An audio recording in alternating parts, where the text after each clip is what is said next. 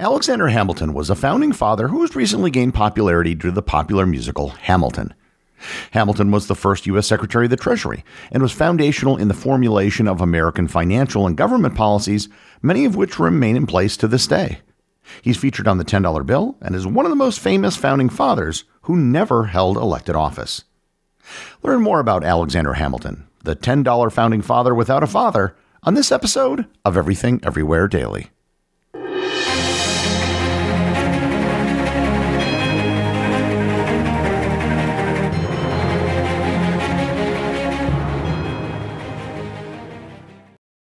This episode is sponsored by Quince. The holiday season is upon us, and that means buying gifts for friends and family. So why not get something that's top tier but affordable? That's where Quince comes in. Quince has great items like $50 Mongolian cashmere sweaters that feel like an everyday luxury and wool coats that are equal parts stylish and durable. And you'll pay a fraction of what you would from other retailers, and their prices are literally listed on the Quince website. I just got an Australian merino wool sweater that looks great and cost only half of what it would have if I had bought it somewhere else. By partnering directly with ethical factories and top artisans, Quince cuts out the middleman to deliver premium quality at half the cost of similar brands and often even bigger discounts. Give and get timeless quality staples that last this season with Quince. Go to quince.com/daily for free shipping on your order and 365-day returns. Now available in Canada too. That's QUINCE.com/daily. Free shipping and 365-day returns. Quince.com/daily. This episode is sponsored by Uncommon Goods. The holiday shopping season is officially here. Uncommon Goods takes the stress out of gifting with thousands of unique, high-quality finds you won't see anywhere else. Don't wait, because the most meaningful gifts get scooped up fast, and now is the perfect time to cross names off your list. Uncommon Goods looks for high-quality, unique products, often handmade or made in the United States. Many are crafted by independent artists and small businesses, making every gift feel meaningful and truly one of a kind. I've already told you about the cheese board I got on Uncommon Goods, but another cool item I found was a wall hanging made from wood that reproduces the sound wave of your favorite song or podcast. So don't wait. Cross those names off your list before the rush. To get 15% off your next gift, go to uncommongoods.com/daily. That's uncommongoods.com/daily for 15% off. Uncommon Goods. We're all out of the ordinary. Alexander Hamilton was born on the Caribbean island of Nevis in either 1755 or 1757. No one really knows for sure. He had a very rough start in life. He was born out of wedlock, making him a bastard, in the Game of Thrones sense of the word. His father abandoned him and his mother around the age of 10. A few years after that, both Alexander and his mother caught yellow fever, and his mother passed away, effectively making Alexander an orphan. Hamilton and his younger brother Peter then moved in with their cousin, but that cousin committed suicide shortly thereafter. After his cousin died, Hamilton and his brother were separated, and Hamilton was housed by a merchant by the name of Thomas Stevens. He then began working at an import-export firm that traded with New York and the New England region. During this time, he had written a letter to his father. In the letter, he wrote about a massive hurricane that had decimated the island. His tutor submitted this letter to the Royal Danish American Gazette, which impressed the publishers because of Hamilton's powerful writing. This letter was impressive enough that a fund was established to send Hamilton to the North American colonies to receive a better education. Hamilton moved to New York in 1772 and lived with a tailor named Hercules Mulligan. The two worked together in selling cargo, with the money the duo made going to Hamilton's schooling. In 1773, Hamilton enrolled in King's College, which is now known as Columbia University. While attending King's College, he roomed with a man named Robert Troup. Troup would later speak about how, while he was attending university, Hamilton would often make arguments against British rule. The following year, Hamilton would anonymously release his first piece of published political writing. In 1774, Episcopalian Bishop Samuel Seabury wrote a series of Loyalist pamphlets attacking the Continental Congress, the most notable being Free Thoughts on the Proceedings of the Continental Congress, which he argued that Congress's actions were illegal, harmful to the colonies, and would lead to ruin. Alexander Hamilton replied in 2 pamphlets, most notably a full vindication of the measures of Congress, which defended Congress and sharply criticized Seabury's loyalist arguments. His second reply, titled "The Farmer Refuted," was directly addressed to Seabury. In this, he critiqued Seabury's perception of the British Parliament and once again refuted his condemnation of the First Congress. In 1775, Hamilton was forced to cease his studies because of the outbreak of the Revolutionary War and the British occupation of New York City. During this time, he opted to join the New York Volunteer Militia on the side of the colonists and began studying military history and tactics. He was soon elected as an officer and once again began working with Hercules Mulligan and the political organization known as the Sons of Liberty. In 1776, he was appointed captain and fought in the battles of Harlem Heights, White Plains, and Trenton. Hamilton's military service caught the eye of generals throughout the Continental Army, and eventually Hamilton was offered a position as George Washington's personal aide, where he received the rank of lieutenant colonel. As Washington's chief of staff, he would regularly correspond with the Continental Congress, governors, and other generals in the Continental Army. He would also draft Washington's orders, letters, and later issue orders of his own. Between December 1779 and March of 1780, Hamilton met his future wife Elizabeth Schuyler, whom he married and had 8 children with. While working under Washington, Hamilton was eager to see action on the battlefield, as he sought military glory, believing it would enhance his social standing and improve his prospects after the war. In March of 1781, Hamilton grew frustrated and left Washington's staff. He stayed living by Washington's headquarters and continually pestered Washington with requests to take part in combat. His frustration culminated in his threatening to resign in July of 1781 if he was not given command of a battalion. Recognizing Hamilton's value, Washington placed Hamilton as a commander of infantry companies from New York and Connecticut.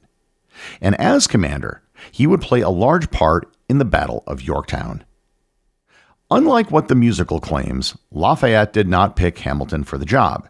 Instead, Washington sent him to lead the attack on Redoubt No. 10. Washington had ordered Hamilton and his men to use bayonets, as they did not want to risk giving up their position with a random accidental gunshot. Hamilton had his men unload their guns and run towards the enemy. The attack proved successful, with Hamilton losing only 9 of 400 men. His actions were instrumental in the victory at Yorktown, which brought the war to a close.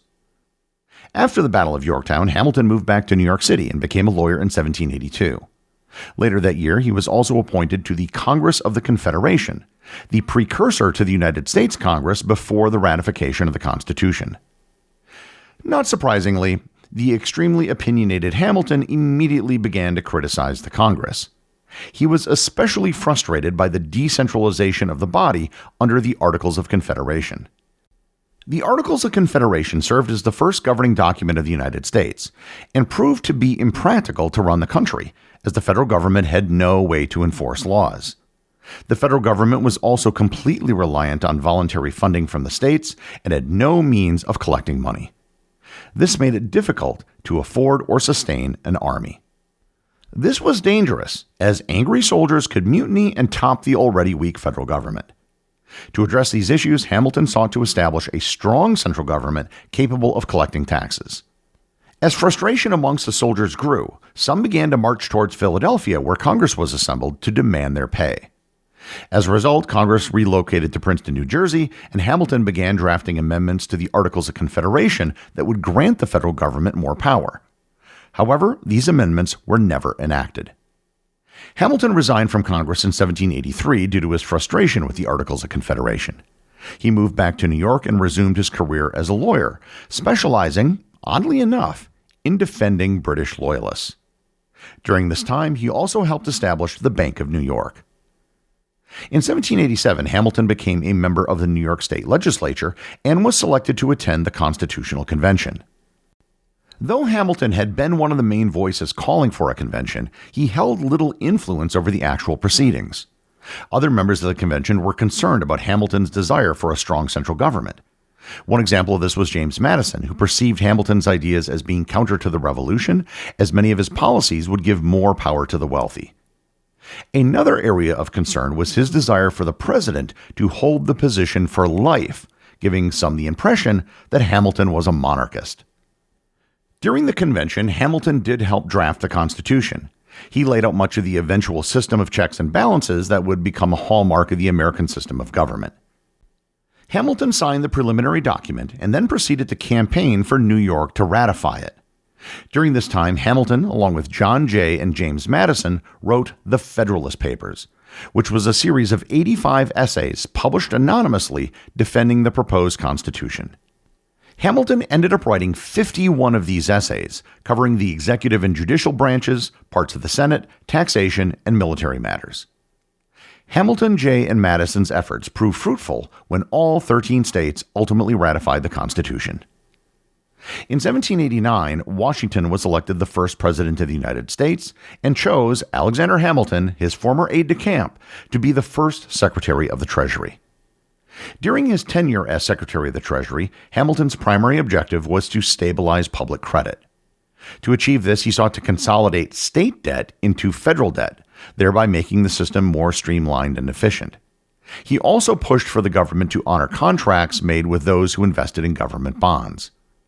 His final plan was to use a sinking fund system, which would allocate 5% of federal revenue to pay off the national debt. During his tenure, Hamilton also advocated for Congress to establish a national bank. Hamilton initially had trouble getting his financial plans passed in Congress. We don't know the exact terms of the agreement, but we do know that Jefferson, Madison, and Hamilton reached an understanding for Hamilton to secure his votes.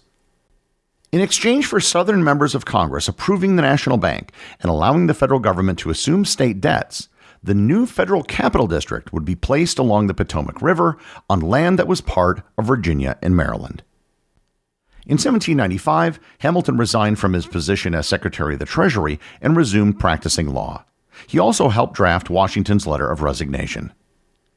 The election of 1796 saw John Adams, a fellow Federalist, elected as president. Adams and Hamilton did not have the best relationship, but Hamilton did advocate for his election to prevent Thomas Jefferson from becoming president. It was during the Adams administration that Hamilton became engulfed in the greatest scandal of his career. In 1791, while he was Treasury Secretary, Hamilton had an affair with a woman named Maria Reynolds. During his affair with Reynolds, her husband had found out, or potentially orchestrated the entire affair, and extorted Hamilton until the affair ended. James Reynolds, the husband, was later arrested for counterfeiting. While on bail, he informed Congressman James Monroe that he had information regarding Hamilton's alleged abuse of his position and that he was engaging in illegal activity as Secretary of the Treasury. Monroe confronted Hamilton about this in 1792, and Hamilton was able to prove that the blackmail had been paid with his own funds. In the summer of 1797, a pamphlet was released that questioned Hamilton's activities as Secretary of the Treasury. He asked Monroe to disprove these claims, but Monroe refused, and it almost resulted in a duel between the two men. The only reason a duel didn't happen was due to the intervention of Aaron Burr. To clear his reputation, Hamilton released the now infamous Reynolds pamphlet, a 100-page long document that detailed his affair to clear his name of corruption charges. In the election of 1800, Hamilton supported a Federalist rival of John Adams, Charles Pinckney. At that time, the election process worked differently, with the vice president being the candidate who received the second highest number of votes. The Federalists had two nominees, Adams and Pinckney, as did the Democratic Republicans, who had the sitting vice president Thomas Jefferson and Aaron Burr. Hamilton openly campaigned for Pinckney and expected votes to go to Pinckney and Jefferson, which would give Pinckney the presidency. Jefferson and Burr defeated both Federalist candidates and tied for electoral votes with 73 each. This led to the presidential election being decided by the House of Representatives. While Hamilton didn't like Jefferson, he at least respected him. Hamilton, however, really hated Aaron Burr. After 2 months of deadlock in the House of Representatives, Hamilton influenced enough Federalist representatives to support Jefferson, electing him as president. And I've previously done an episode on the election of 1800 if you're interested in a more in-depth account. Having cost Burr the presidency, Burr demanded an apology from Hamilton for insulting his honor. And this wasn't just for campaigning against him for president, but also because Burr claimed that Hamilton had spoken disrespectfully about him during a dinner party. Hamilton refused to apologize. The two sent multiple letters before a duel was ultimately arranged. Before the duel, Hamilton wrote that he was going to throw away his shot and not fire at Burr because he wanted to be available for future political offices, which would be nearly impossible if he killed the vice president. The duel between Hamilton and Burr took place at dawn on July 11, 1804, at Weehawken, New Jersey. Both men followed a ritual of a formal duel, met at the dueling grounds used previously for several other political confrontations, and exchanged fire. Hamilton is believed to have fired first and intentionally missed, while Burr fired a shot that struck Hamilton in the abdomen, shattering his ribs and damaging internal organs. Hamilton was taken back to New York, where he died the next day. Burr technically won the duel but faced public outrage, fled prosecution, and saw his political career collapse. Alexander Hamilton had a profound impact on the early United States, shaping it more significantly than almost any other founding father. As a soldier, he played a pivotal role in the Revolutionary War.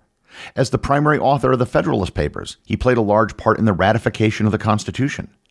And as the first Secretary of the Treasury, he established the national credit system, supported federal assumption of state debts, and created the first Bank of the United States.